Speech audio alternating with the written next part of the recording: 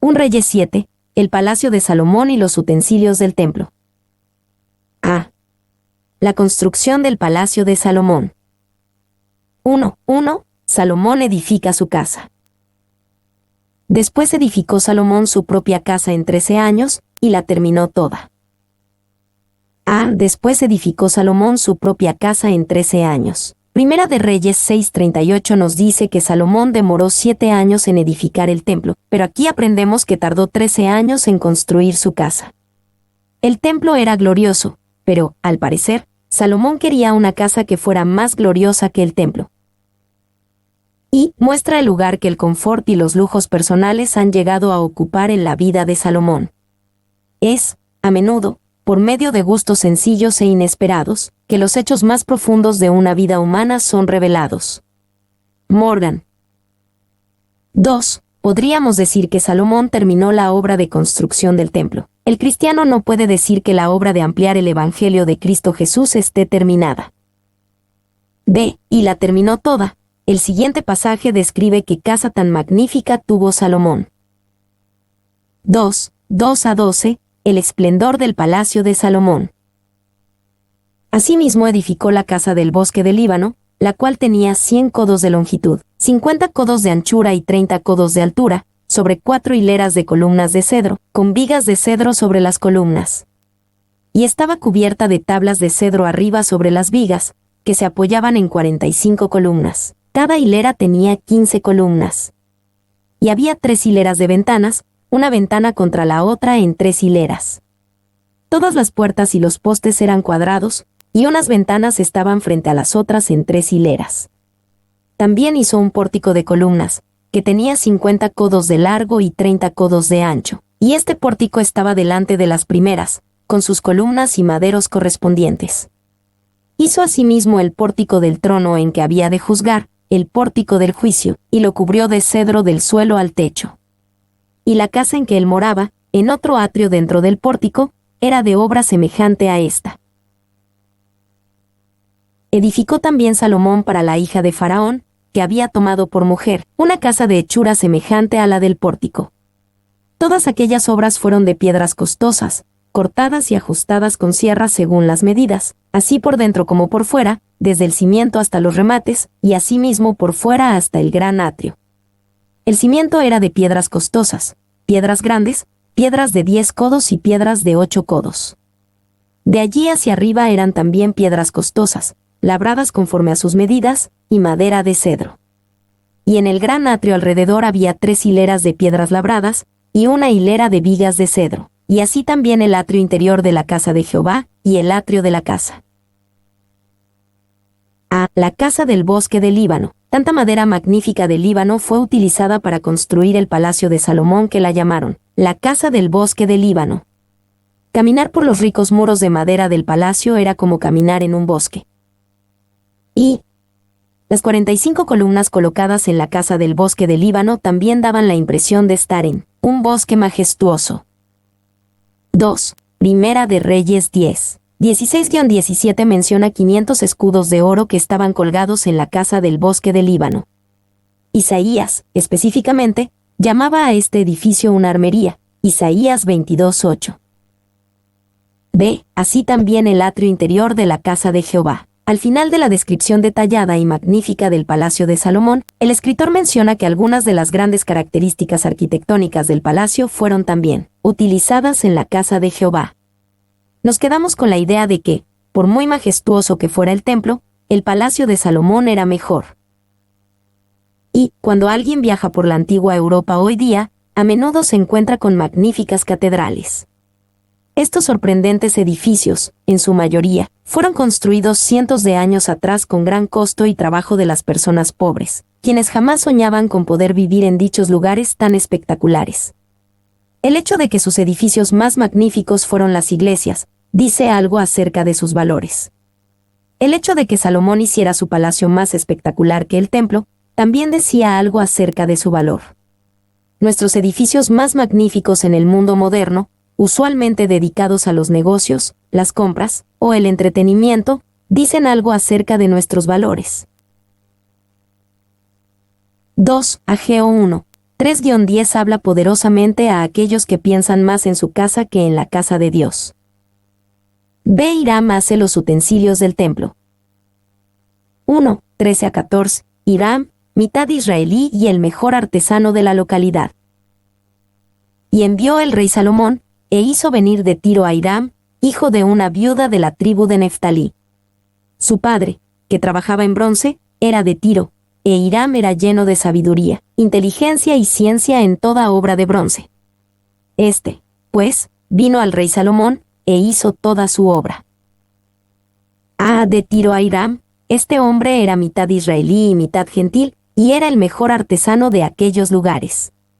Salomón lo contrató para que hiciera toda su obra, esto es, la obra de arte fino del palacio, y especialmente del templo. 2.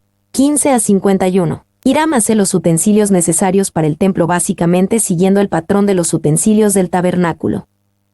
Y vació 2 columnas de bronce. La altura de cada una era de 18 codos, y rodeaba a una y otra un hilo de 12 codos. Hizo también 2 capiteles de fundición de bronce, para que fuesen puestos sobre las cabezas de las columnas. La altura de un capitel era de 5 codos, y la del otro capitel también de 5 codos. Había trenzas a manera de red, y unos cordones a manera de cadenas, para los capiteles que se habían de poner sobre las cabezas de las columnas, 7 para cada capitel. Hizo también 2 hileras de granadas alrededor de la red, para cubrir los capiteles que estaban en las cabezas de las columnas con las granadas, y de la misma forma hizo en el otro capitel. Los capiteles que estaban sobre las columnas en el pórtico, tenían forma de lirios, y eran de 4 codos. Tenían también los capiteles de las 2 columnas, 200 granadas en 2 hileras alrededor en cada capitel, encima de su globo, el cual estaba rodeado por la red. Estas columnas erigió en el pórtico del templo, y cuando hubo alzado la columna del lado derecho, le puso por nombre Jaquín, y alzando la columna del lado izquierdo, llamó su nombre Boaz. Y puso en las cabezas de las columnas tallado en forma de lirios, y así se acabó la obra de las columnas. Hizo fundir asimismo un mar de 10 codos de un lado al otro, perfectamente redondo. Su altura era de 5 codos, y lo ceñía alrededor un cordón de 30 codos. Y rodeaban aquel mar por debajo de su borde alrededor unas bolas como calabazas, 10 en cada codo, que ceñían el mar alrededor en 2 filas, las cuales habían sido fundidas cuando el mar fue fundido. Y descansaba sobre 12 bueyes, 3 miraban al norte, 3 miraban al occidente, 3 miraban al sur, y 3 miraban al oriente. Sobre estos se apoyaba el mar, y las ancas de ellos estaban hacia la parte de adentro. El grueso del mar era de un palmo menor, y el borde era labrado como el borde de un cáliz o de flor de lis, y cabían en él 2000 batos. Hizo también 10 basas de bronce, siendo la longitud de cada basa de 4 codos, y la anchura de 4 codos, y de 3 codos la altura. La obra de las basas era esta: tenían unos tableros, los cuales estaban entre molduras, y sobre aquellos tableros que estaban entre las molduras, había figuras de leones, de bueyes y de querubines, y sobre las molduras de la basa, así encima como debajo de los leones y de los bueyes, había unas añadiduras de bajo relieve. Cada basa tenía 4 ruedas de bronce, con ejes de bronce, y en sus 4 esquinas había repisas de fundición que sobresalían de los festones, para venir a quedar debajo de la fuente. Y la boca de la fuente entraba un codo en el remate que salía para arriba de la basa, y la boca era redonda, de la misma hechura del remate, y de codo y medio. Había también sobre la boca entalladuras con sus tableros, los cuales eran cuadrados, no redondos. Las 4 ruedas estaban debajo de los tableros, y los ejes de las ruedas nacían en la misma basa. La altura de cada rueda era de 1 codo y medio. Y la forma de las ruedas era como la de las ruedas de un carro, sus ejes, sus rayos, sus cubos y sus cinchos, todo era de fundición. Asimismo, las 4 repisas de las 4 esquinas de cada basa, y las repisas eran parte de la misma basa. Y en lo alto de la basa había una pieza redonda de medio codo de altura, y encima de la basa sus molduras y tableros, los cuales salían de ella misma. E hizo en las tablas de las molduras, y en los tableros, entalladuras de querubines, de leones y de palmeras, con proporción en el espacio de cada una, y alrededor otros adornos.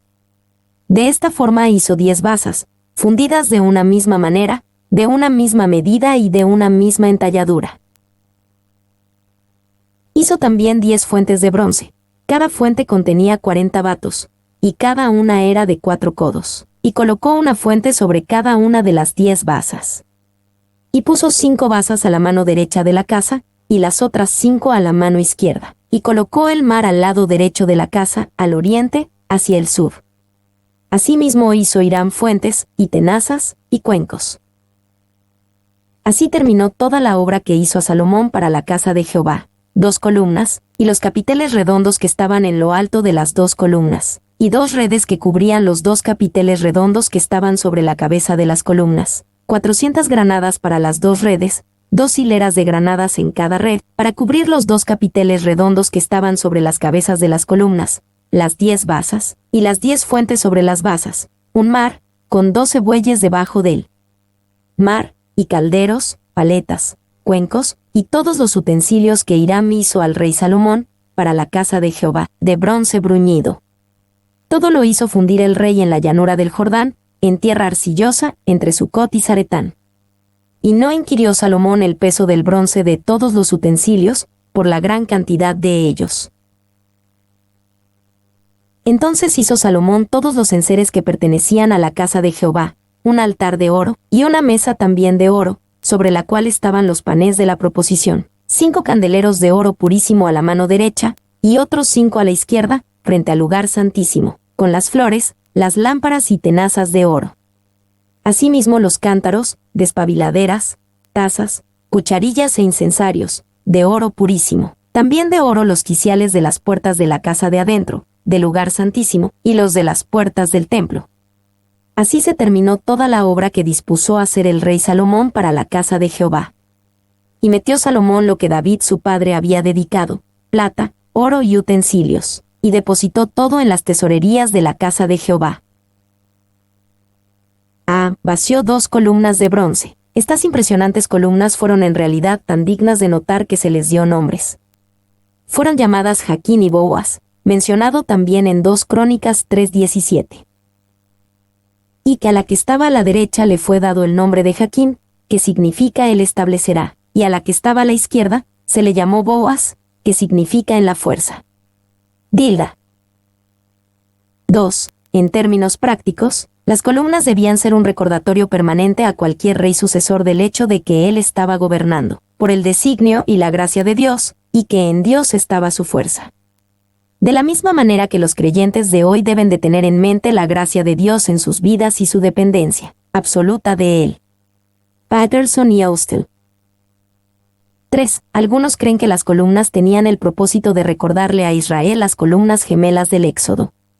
La columna de fuego en la noche y la columna de nube en el día eran los constantes recordatorios de la presencia de Dios en el desierto. 4. Cada vez que alguien llegaba a la casa de Jehová en los días de Salomón, decía: mira, allí está él establecerá, y allí está en él hay fuerza. Esto los colocaba en el correcto marco de pensamiento para adorar al Señor. Cuando las multitudes se reunían en la mañana y en la tarde durante los sacrificios para adorar al Señor, los levitas dirigían al pueblo que estaba parado frente al templo con estas 2 grandes columnas de bronce detrás de ellos. Siempre estaba ante ellos: él establecerá y en él está la fuerza. Uno podría decir que la misma casa de Dios era Jaquín y Boaz. Este templo fue establecido por Dios y edificado por la fuerza de Dios. Cada vez que ellos miraban a ese templo, sabían que a Dios le gustaba establecer y fortalecer cosas. La casa de Dios era un lugar donde el pueblo experimentaba lo que las columnas significaban. En esa casa las personas eran establecidas en su relación con Dios. En esa casa las personas recibían fuerza de parte del Señor. De este edificio, debiera de salir a toda la comunidad: ven aquí y sé establecido. Ven aquí y recibe la fuerza de Dios. Hizo fundir asimismo un mar de 10 codos de un lado al otro. El enorme lavabo tenía más de 15 pies, 5 metros, de diámetro, y era utilizado para los lavados ceremoniales conectados con el templo. Hiram hizo también 10 fuentes de bronce. Cada fuente contenía 40 batos. Y esto era utilizado por los sacerdotes para limpiar sus manos y sus pies, y quizás también para proveer agua para las vasijas para el lavado de las ofrendas. 2 Crónicas 4:10. Paul cree que, quizás, el agua salía de los toros que eran parte de la base del mar. 2. El volumen del mar era de 2.000 vatos, generalmente calculado como 11.500 galones. Patterson y Austell. C.